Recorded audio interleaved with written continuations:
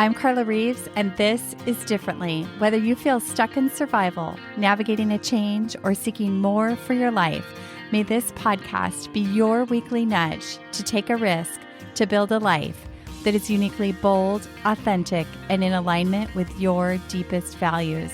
What if you worried less about the bumps in the road and instead got equipped for the journey?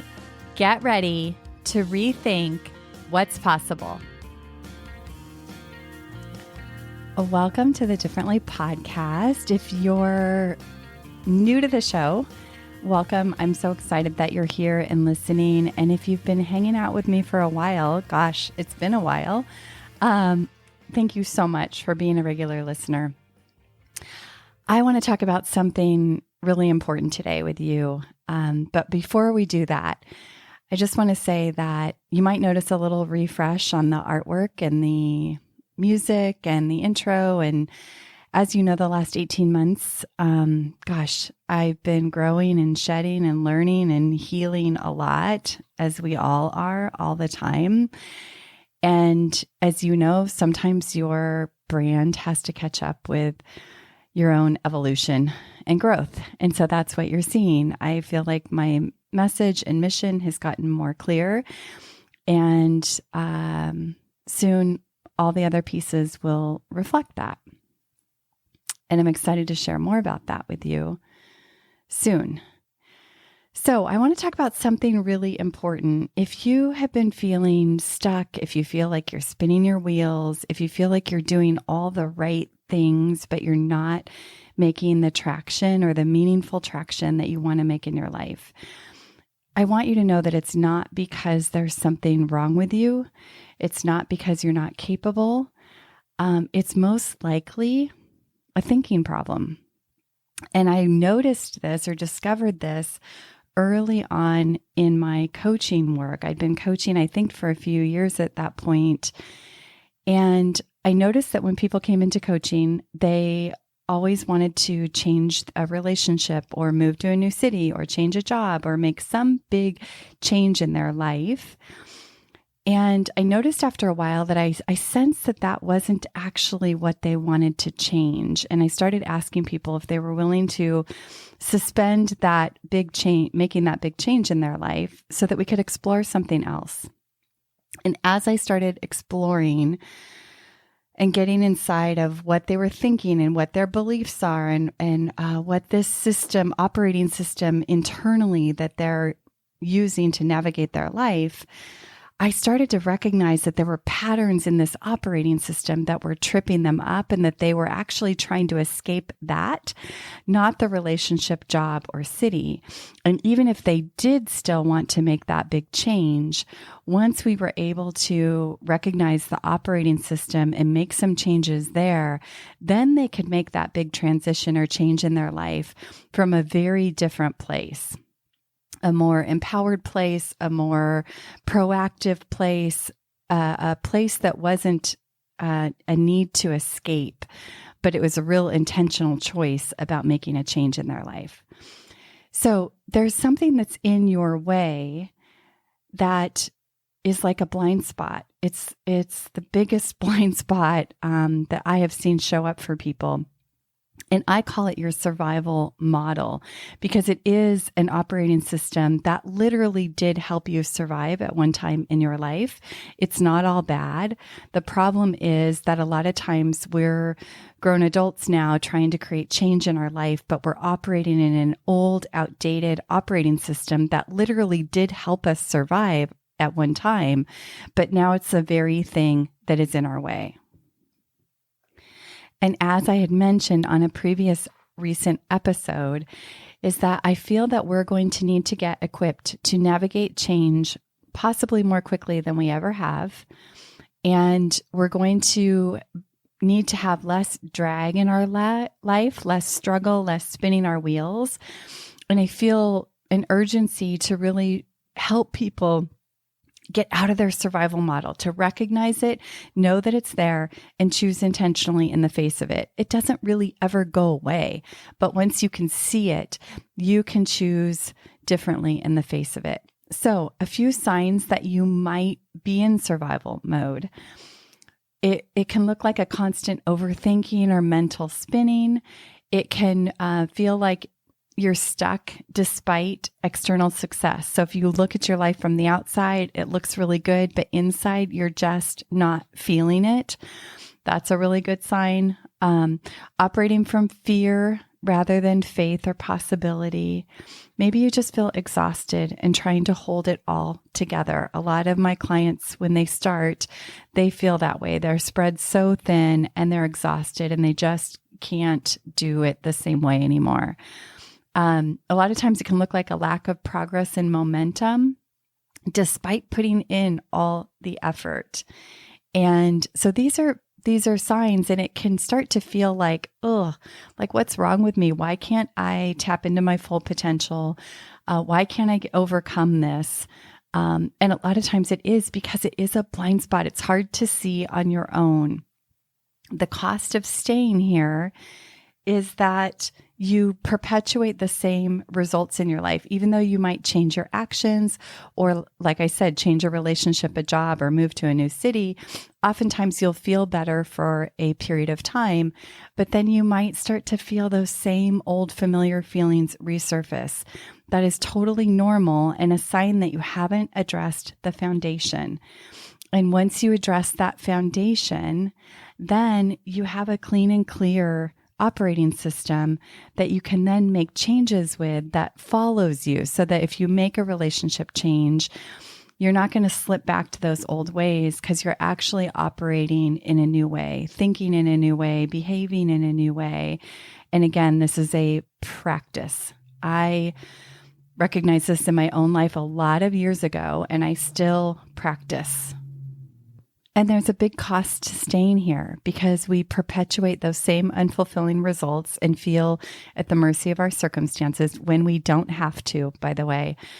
We miss opportunities for growth and impact, right? Because we dismiss things or we shrink because the view and perspective we hold of ourselves and what's possible is small and outdated.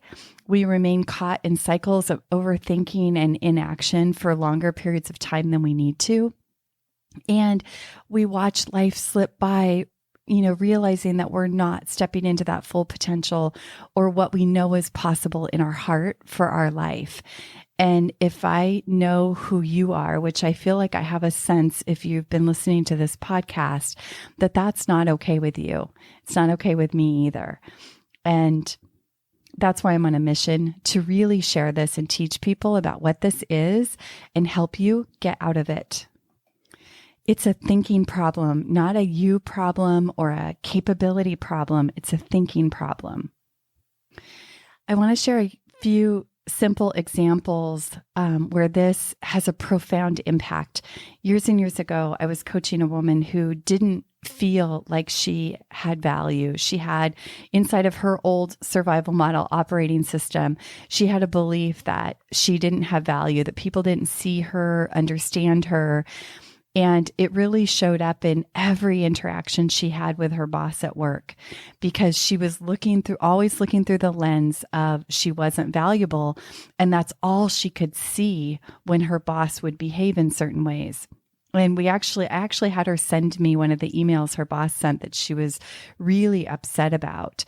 And as I read the email, there was really nothing to be upset about in that email. However, when you're looking at something through a lens of not being valued, not being seen, it shades the entire experience you have of reading that email. And so we misinterpret things over and over and over again. That's one example. Another example is watching people behave in relationships where they're perpetuating unfulfilling, debilitating patterns in relationships because of this operating system and survival model. Because when we think a certain way and we believe either we're not lovable or we're not capable of great love, that impacts how we show up and how we behave in relationships. And I've worked with many people who we start to adjust their thinking just a little bit. That starts to impact how they show up in relationships. And over time, I have seen people create brand new relationship patterns in their life. This is, My mission is to renew minds because renewing your mind renews your life. It's biblical. And I've seen this in people's lives. This has potential to change legacies. And when you do this in your own life, if you have children, it downloads to your children and the people around you. The last example I want to share with you is one I think that you'll relate with, and one that I had to work really hard in my life to change, but this working hard and your work becoming your identity and this need to achieve, prove, and it's like never enough. And we just can't check enough boxes to actually start to feel fulfilled. It's an illusion that if we achieve more, we're going to feel better. And this is also your survival model in action, because somewhere along the way, you learned to get value, identity from your work. And it becomes like it's a strength, right? But it becomes a weakness when you overuse it. And I see this so often with my clients. And we think that if we can just get to a certain level, then we can relax and then we can live a more fulfilling life. But the opposite is true. You have to start to learn to flex that muscle and separate your identity from your work. And so these are 3 examples that I see a lot in the work I do with clients. The survival model can be really debilitating until you know about it and you can recognize it. So let's talk about what can you do. Again, getting out of survival mode isn't about doing more or being more. It's about thinking differently first. We have to get to the foundation of things, and kind of my favorite work with people is to help you pull apart your thinking and shine light in your thinking so that we can pull out the lies, challenge your thinking, and start to invent a model that is updated, that allows you to become who you're designed to be today and have the impact that you really, really want to have in your life. So what do we do first? We have to raise that awareness to our thinking.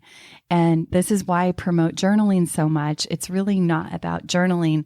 Journaling is a vehicle to understanding your own mind. And I believe that this is really true self-love and self-care, is understanding the landscape of your mind, understanding what's going on in there, what you're allowing to hang out in there, and really intentionally choosing and cleaning up the environment of your mind. And so ways that you can do that is just like a simple daily check-in practice. Check in with the way that you're thinking. Check in with the thoughts that have been hanging around all day. This is one of the first exercises I do with clients, is just looking at your thoughts, the power of your thoughts on any given day. What were you thinking today? How did that make you feel? How did that impact your mood? Just starting to tune in. That's all I want you to do to start. If you're ready to really address this, if you feel like, wow, this is really speaking to me, and I feel like this blind spot is having a huge impact in my life and my work, let's talk. Get on a call with me. I am feeling like this is so important that I've actually changed the way that I'm coaching, and I'm offering a program where you can just get your survival model because it's so powerful for people. I want to make it more accessible for you. So I have ways of doing that. I'm also hosting a class, if you're listening live, on May 9th. Where it's called Get Out of Survival, where I'm going to go a little bit deeper into this. So I invite you to the free class. I invite you to schedule a call with me if you know you want to know more about this, or you're ready to dive in. It would be an honor to talk to you. So a recap: getting out of survival mode isn't about doing more or being more. This is good news. It's about thinking differently. Next week, I'm going to talk about journaling and prompts that can help you to continue to raise your awareness around this and get out of survival. And lastly, remember, there is no perfect time to do this. It's always going to feel like, oh, I'll do this in 3 months when my life slows down. Life doesn't slow down. There's always something.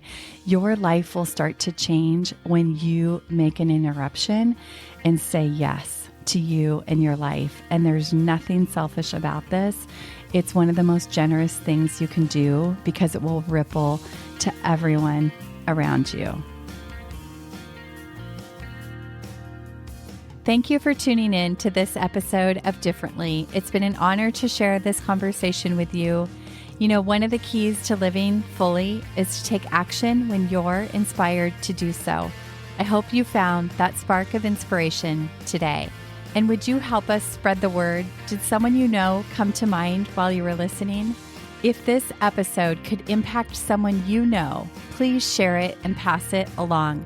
New episodes drop weekly, so tap that subscribe button and join us next time as we continue to challenge the status quo and get equipped to live life differently.